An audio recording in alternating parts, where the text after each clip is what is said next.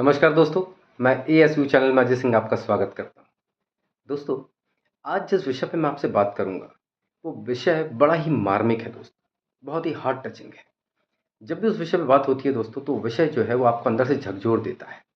दोस्तों, हम लोग छोटे से लेके बड़े होते हैं, बड़े होने तक या ये कहिए हमारी शादी तक, छोटे से लेके हमारी शादी होने तक में 2 लोग ऐसे होते हैं जो आपकी हर चीज़ का बड़ा ध्यान रखते हैं। छोटी से छोटी और बड़ी से बड़ी, आपकी हर ज़रूरत को पूरा करते हैं, आपकी हर माँग को पूरा करते हैं। दोस्तों, उनके बिना आपका जीवन जो है वो पूरी तरह से अधूरा होता है। अगर वो ना हो दोस्तों, तो आप ये मान के चलिए कि आप पैदा ही नहीं हो सकते। आपका जीवन बिना उनके पूरी तरह से परिपूर्ण हो ही नहीं सकता। दोस्तों, वो कोई और नहीं, हमारे माता-पिता हैं दोस्तों। दोस्तों, अगर माता-पिता ना हो जीवन में, तो हमारे पास क्या है? कुछ भी नहीं दोस्तों। बिना माता-पिता के आप अपने जीवन की कल्पना तक नहीं कर सकते दोस्तों, कल्पना तक। दोस्तों, कहते हैं कि भगवान हर जगह उपस्थित रहें, इसलिए उन्होंने माता और पिता को बनाया, ताकि आप माता-पिता के रूप में भगवान के दर्शन कर सकें। दोस्तों, माता-पिता एक ऐसा शब्द है, एक ऐसा व्यक्तित्व है, जिस जैसा दूसरा कोई शब्द नहीं, कोई व्यक्तित्व नहीं। ये ऐसा शब्द है दोस्तों, जिसमें पूरा ब्रह्मांड आ जाता है। दोस्तों, हम उनके रूप में भगवान के दर्शन करते हैं। हम ये कहते हैं, हम ये मानते हैं कि बिना उनके हम कुछ भी नहीं। दोस्तों, आज इस विषय पे बात करने के पीछे मेरा एक मकसद है दोस्तों। आज दोस्तों क्या हुआ कि मैं अपने एक दोस्त के जन्मदिन पे वृद्धाश्रम गया था। उस वृद्धाश्रम में हमें कुछ फ्रूट्स डिस्ट्रीब्यूशन करना था। हम डिस्ट्रीब्यूट करने गए थे फ्रूट्स को वृद्ध लोगों के बीच में। जब मैं वहाँ था दोस्तों, तो मैंने एक चीज़ को बड़े ध्यान से देखा कि ये बूढ़े बुजुर्ग लोग यहाँ क्यों हैं? इनको यहाँ कौन छोड़ के गया? तो दोस्तों जवाब मिला उनकी अपनी औलादों ने। वृद्धाश्रम। दोस्तों, वैसे तो सभ्य समाज में इस वृद्धाश्रम के लिए कोई जगह नहीं बनती दोस्तों, लेकिन फिर भी ये है। किनकी वजह से? हम जैसे लोगों की वजह से, जो अपने माता-पिता को बुढ़ापे में वहाँ पे छोड़ देते हैं। दोस्तों, आपको लगता है कि ये उचित है? या सभ्य समाज में वृद्धाश्रम जैसी कोई चीज़ होना चाहिए? दोस्तों, हम जब छोटे होते हैं, हमारे ही माता-पिता अगर मान लीजिए हमें अनाथालय में भेज दें, हमारी छोटी-बड़ी ज़रूरतों को पूरा ना करें, हमें ऐसे कैसे ही छोड़ दें। जो बच्चे दोस्तों अनाथालय में पढ़ते हैं या अनाथालय में पलते हैं, उनका हाल आपने देखा है। दोस्तों, हम तो वो होते हैं दोस्तों कि माँ एक पल के लिए भी हमें अकेला नहीं छोड़ती। अगर हम उसकी आँखों से एक पल के लिए भी ओझल हो जाते हैं, तो हमें चारों तरफ ढूँढती है। दोस्तों, आप एक बात ध्यान रखिएगा, कहते हैं कि बचपन में आदमी सोए कहीं भी, लेकिन मिलेगा बिस्तर पे ही। माँ उसको एक पल के लिए भी अकेला नहीं छोड़ती। दोस्तों, ये कौन लोग हैं जो वृद्धाश्रम में बुढ़ापे में अपने माता-पिताओं को छोड़ देते हैं? ऐसी हालत में बताइए, जब माता-पिता उनकी नज़रों में किसी लायक नहीं बचते। अच्छा, ये होता दोस्तों सब शादी के बाद है। शादी से पहले कुछ नहीं होता। शादी के बाद जब उनकी वाइफ़ यानी उनकी पत्नी या बीवी आती हैं, तो उनको बड़ी परेशानी होने लगती है दोस्तों, सास से, ससुर से।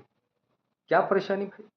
तो परेशानी ये है कि साहब वो हमारी फ्रीडम के अंदर, हमारी स्वतंत्रता में बाधक हैं। उनके रहने से हमें परेशानी हो रही है, डिस्टर्बेंस होता है। अरे भाई, किस बात का डिस्टर्बेंस होता है? वो आपको कहाँ परेशान कर रहे हैं? और दोस्तों वो औलाद जो बचपन से उनके साथ रहा है, चलो वो लड़की तो बाहर से आई है, तू तो उनका बेटा है, तू तो उनके साथ रहा है, उनको जानता है। एक औरत के कहने पे, एक नई औरत के कहने पे, जो शादी के बाद जिसे तू लेके आया है, उसके कहने में अपने माता-पिता को वृद्धाश्रम भेज देता है। वो तो कम दोषी है, तू ज़्यादा दोषी है। दोस्तों, मेरा मानना ये है व्यक्तिगत तौर पे कि एक पेड़ जो पुराना हो जाए, वो फल दे या ना दे, लेकिन आपको छाया ज़रूर देता है। पक्षियों के लिए घोंसले उस पे ज़रूर बनते हैं दोस्तों। तो जब वो पेड़ आपको छाया दे रहा है, पक्षियों के घोंसले बन रहे हैं उस पे, तो मतलब ये है कि वो उपयोगी है। दोस्तों, ऐसे ही माता-पिता भी होते हैं। वो बुढ़ापे में किसी काम के हों या ना हों, हमारे लिए तो बहुत काम के होते हैं। हाँ, फिज़िकली हो सकता है, शारीरिक रूप से वो काम के ना हों, लेकिन उनका आशीर्वाद हमारे साथ ज़रूर रहता है दोस्तों। तो दोस्तों, माता-पिता अगर बूढ़े भी हो गए हैं, तो वो आपके लिए उतने ही उपयोगी हैं। उनका आशीर्वाद ही है जो आपको ज़िंदा रखता है, जो आपको इस लायक बनाता है कि आप जीवन में बहुत कुछ कर सकें। दोस्तों, ये वो लोग हैं जो भूल जाते हैं कि आज तुम अपने माता-पिताओं को बाहर भेज देते हो, वृद्धाश्रम में रख देते हो। वृद्धाश्रम में वो रहते हुए दोस्तों एक-एक दिन मरते हैं, वो ज़िंदा तो रहते हैं लेकिन ज़िंदा रहते हुए भी मरते हैं। वो हमेशा बाहर देखते रहते हैं, इंतज़ार करते हैं उनका बेटा आएगा उनको लेने के लिए। वो जानते हैं दोस्तों कि वो कभी नहीं आएगा, लेकिन फिर भी इंतज़ार करते हैं। इंतज़ार करते-करते वो एक दिन इस दुनिया से चले जाते हैं। दोस्तों उनका तो रोल ख़त्म हो गया, वो तो चले गए, कोई दिक्कत नहीं है। लेकिन अब आपका रोल शुरू हो गया है, क्योंकि दोस्तों आप जानते हैं कि भगवान नाम की चीज़ इस दुनिया के अंदर है, जो पूरा ब्रह्मांड को, पूरी दुनिया को ऑपरेट करती है। आपने जो बोया है वो आपको काटना है, जो आपने किया है वो आपको भुगतना है। आज आपने अपने माता-पिता को वृद्धाश्रम भेजा है। जो व्यवहार आपने अपने माता-पिता के साथ किया है, वही व्यवहार आपके बच्चे भी आपके साथ करेंगे, क्योंकि उन्होंने वो व्यवहार देखा है। तो दोस्तों, आज हम में से कई लोग जो अपने माता-पिता को वृद्धाश्रम भेजते हैं, उनको उसी वृद्धाश्रम में एक कमरा बुक करवा लेना चाहिए, क्योंकि उनके बच्चे भी उनके साथ वही करने वाले हैं। तो मेरे भाइयों, मेरे दोस्तों, मैं आपसे निवेदन करता हूँ कि माता-पिता बूढ़े हों या कुछ भी हों, वो माता-पिता हैं। उनको आप एक पल भी अपने आप से दूर मत कीजिए। जिनके हैं, वो उनकी महत्व समझ नहीं रहे हैं, और जिनके पास नहीं है, उनके दिल से पूछिए आप। दोस्तों, माता-पिता जो हैं, मैंने आपसे पहले भी कहा है, एक पेड़ की तरह होते हैं। वो आपको फल दें या ना दें, लेकिन छाया ज़रूर देते हैं। उसी पेड़ की छाया में रह के आप बड़े होते हैं, आप फलते-फूलते हैं, तो आप कैसे उस पेड़ को काट सकते हैं? इसलिए दोस्तों, आप अपने माता-पिता के साथ बिल्कुल गलत व्यवहार मत कीजिए। उनका आशीर्वाद लीजिए, जीवन भर उनके साथ रहिए। जब वो इस दुनिया से जाएँ, तो इस खुशी में जाएँ कि हाँ भाई, हम अपने बच्चे अपने घर से जा रहे हैं। इसलिए आप उनको कभी अकेला मत छोड़िए, उनका आशीर्वाद प्राप्त कीजिए, उनकी सेवा कीजिए दोस्तों। आप हमेशा आगे बढ़ेंगे, आप कभी पीछे नहीं हटेंगे। उनकी दुआएँ, उनका आशीर्वाद आपको जीवन में बहुत आगे लेके जाएगा। दोस्तों, आज के लिए बस इतना ही।